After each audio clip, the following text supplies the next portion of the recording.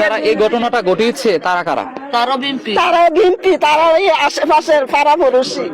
জি, আমরা একটু কথা বলতে চাই আপনার সাথে, একটু আপনার সাথে কথা বলতে চাই, একটু এদিকে আসুন, একটু এদিকে আসুন, একটু আপনার সাথে কথা বলতে চাই। মূলত ঘটনাটা কি হয়েছে, কারা এই ধরনের ঘটনা ঘটিয়েছে? ঘটনা হয়েছে দল নিয়ে, গড় লইয়া, ক্লাব গড় লইয়া, মানে ক্লাব গড় একটাই আসিল। তো এনো আমার আব্বু আসিল, দুদিন পর পর ঝগড়া হয়, হেবড়া মানে না।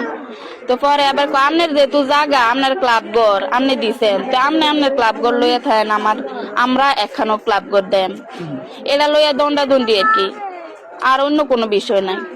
জি, আমরা একটু কথা বলতে চাই আপনার সাথে। আপনি তো এই এলাকার, মূলত ঘটনাটা কি হয়েছে? আমি আসলে এই এলাকার না, আমার বাড়ির চেয়ে একটু অন্য ইউনিয়নে। ওনার যে লোক মারা গেছে, ওনার ছেলে অবশ্য আমার দোকানে কাজ করে। তো বিষয়টা হচ্ছে, আমি যতটুকু জানতে পারছি আইসা, যে এখানে রাজনীতির একটা বিষয় আছে। রবিউল যে লোক মারা গেছে, উনি একটা গ্রুপ, যারা মারছে তারা আর একটা গ্রুপ। রবিউলকে জানাইছে, রবিউলকে বলছে তাদের সাথে যোগ দেওয়ার জন্য। ওইটাও বিএনপি, এটাও বিএনপি, যোগ দেওয়ার জন্য বলছে। রবিউল এই কথাতে সাড়া না দেওয়াতে রবিউলকে প্রথম এক দফা মারা হয়েছে এখানে অফিসে। দ্বিতীয়বার রবিউল বাঁচার জন্য চলে গেছে অন্য এক জায়গায়। ওই জায়গায় রবিউলকে বিশেষ করে তারা 27 জন লোক মিললা অনেক মারামারি করার পর ডাইরেক্টলি তাদের কোবান শুরু করছে। কতজন আহত হয়েছে আপনাদের?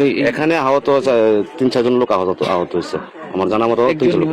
একজন নিহত হয়েছে, আর ওই আশঙ্কাজনক মুক্তি আহত আছে। বিএনপি নেতাকর্মীরা কি এখানে এসেছিল? এখানে আসছে, এখানে প্রশাসন আসছে, বিএনপি নেতাকর্মীরা আসছে, টিউনি স্যার আসছে, চেয়ারম্যান আসছে, সেনাবাহিনীর লোক আসছে, অনেক মিডিয়ার বাইরে আসছে।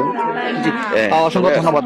দর্শক, আপনারা শুনেছিলেন যে কুমিল্লার যে বড়ুয়া উপজেলা রয়েছে, সেই বড়ুয়া উপজেলার যে আগানগর ইউনিয়নে বিএনপির দুই গ্রুপের মধ্যে, ইউনিয়ন পর্যায়ে যে দুই গ্রুপ রয়েছে, সেই দুই গ্রুপের মধ্যে আধিপত্য বিস্তারকে কেন্দ্র করে সকালবেলায় আসলে দুই গ্রুপের মধ্যে সংঘর্ষ হয়।